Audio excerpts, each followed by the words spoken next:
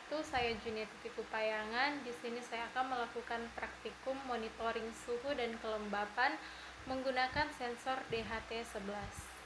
Nah, di sini sudah tersedia sensor DHT11, papan Arduino, kabel USB, lampu LED, dan resistor, kabel jumper male to male, serta papan breadboard.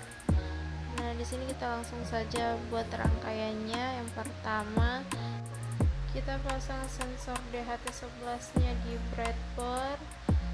Kemudian kita pasang kabel jumper di bawahnya sensor sesuai gambar yang ada di samping. Kita ikuti saja.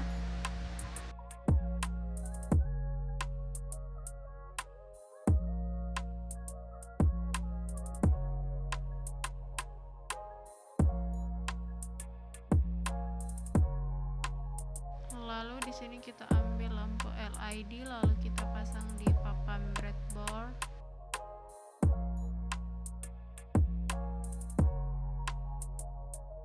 Kemudian kita ambil lagi resistor, kita pasang di bawah kaki positif LED.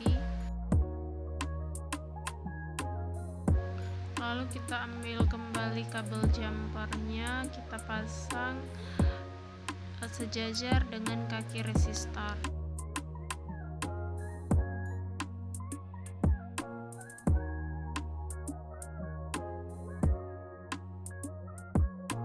Kemudian kita ambil lagi kabel jumper, lalu kita pasangkan ke breadboard sesuai dengan gambar yang ada di samping. Nah, kabel terakhir ini kita pasang di bawah kaki resistor. Kemudian kita sambungkan kabel-kabel ini ke papan Arduino Uno. Yang pertama kita sambungkan ke pin 3. Lanjut kita sambungkan ke pin GND.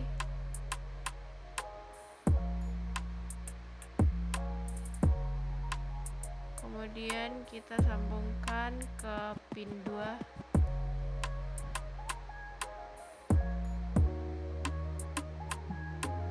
Dan yang terakhir kita sambungkan ke pin 5V. Lalu kita pasangkan kabel USB-nya dan kita hubungkan ke laptop.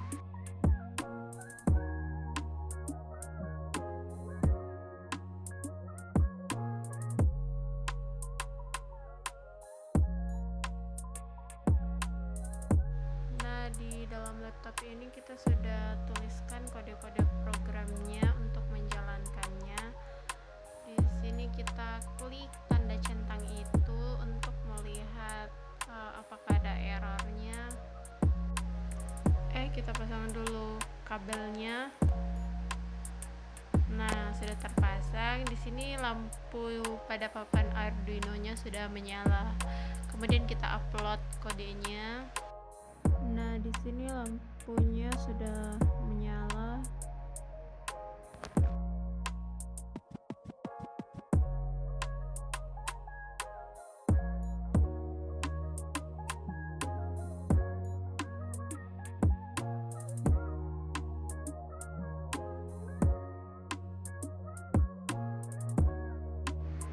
Nah, di sini kita langsung saja uji cobakan. Kita nyalakan api di dekat sensor DHT11-nya ini selama beberapa detik untuk mendeteksi suhu api. Nah, nanti kalau sudah berapa detik, maka lampu LED-nya akan menyala.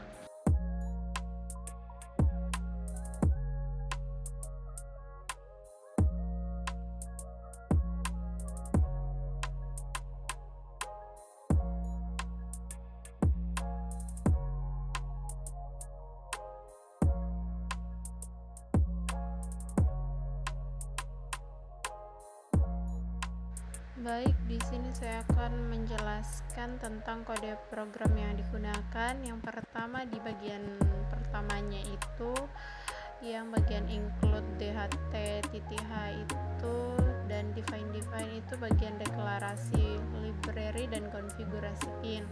Kemudian di bagian void setup itu untuk inisialisasi awal.